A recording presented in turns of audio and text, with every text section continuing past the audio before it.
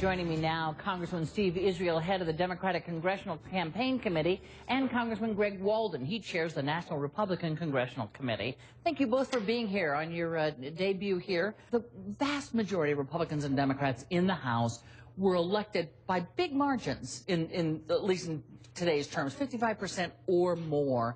So realistically speaking, you all are never going to be able to find big legislation that you can agree on in a bipartisan manner. Republicans can shove it through, but you're never going to be able to agree, are you? I don't think so. I don't think that's true. Look, we'll have competitive races, but when the race is over, we should get together and try and solve America's problems. But remember, it's but it doesn't happen. But it's a bicameral process. So when we pass something in the House, it doesn't mean the Senate has to take it up in exactly the way we passed it. Have them pass something back. We'll get together and see if we can't work it out.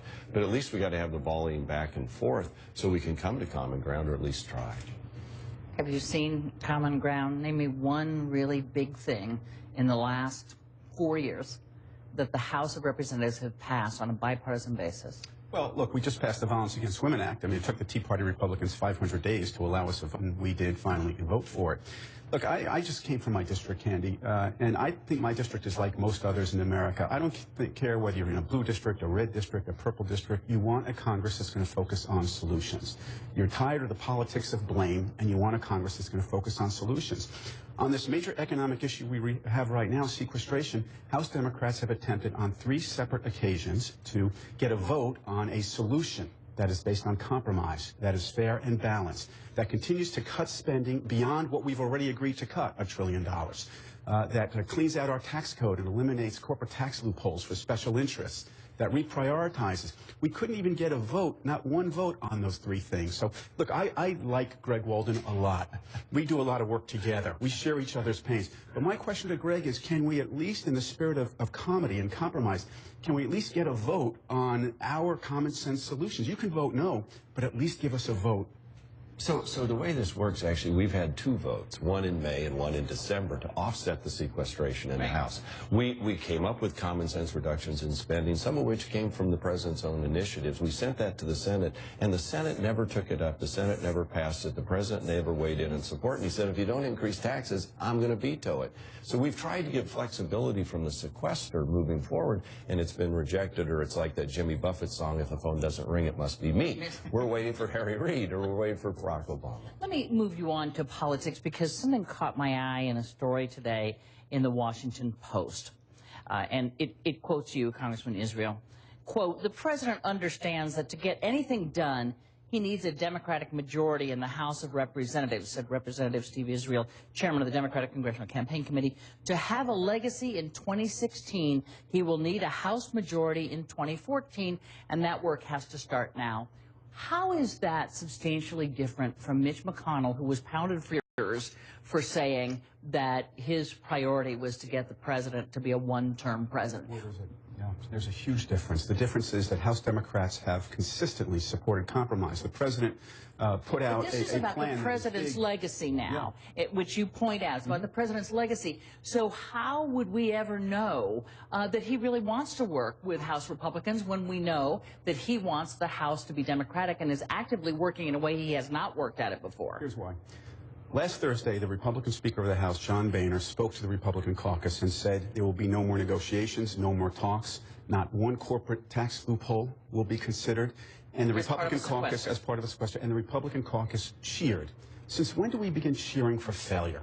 Since when did we cheer against compromise? I think they were probably cheering on the tax part.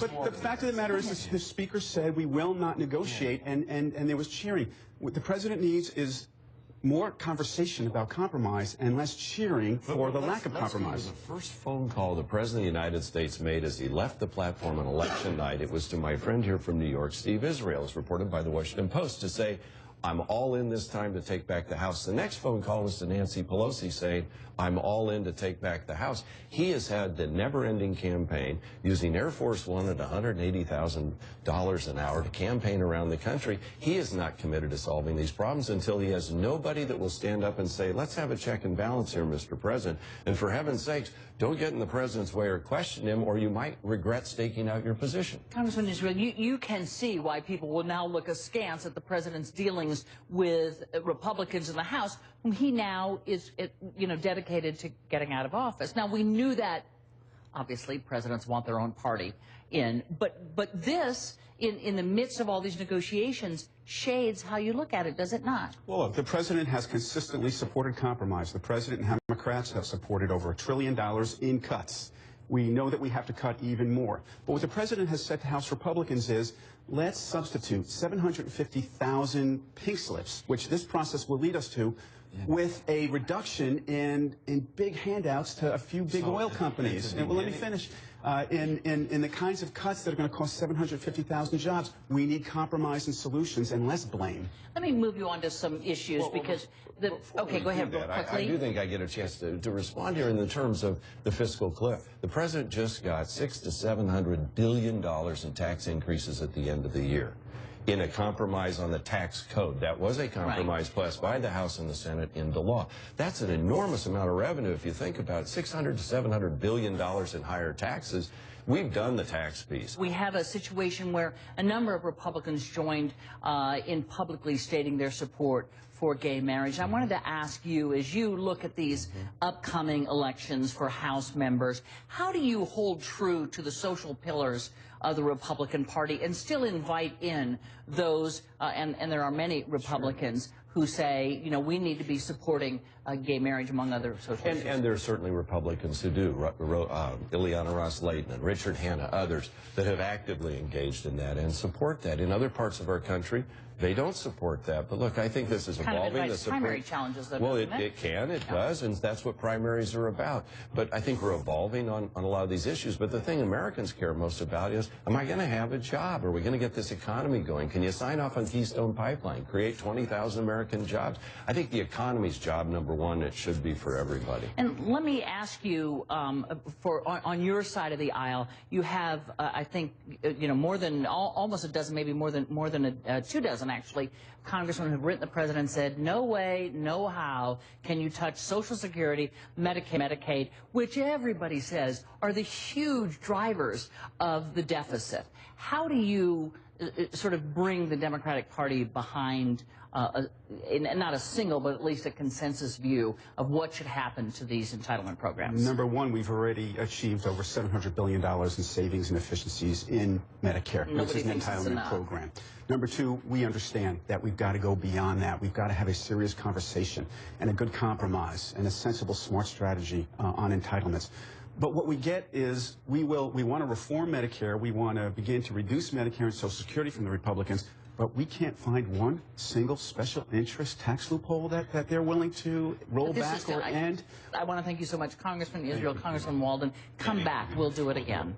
We'll do it. Thank you.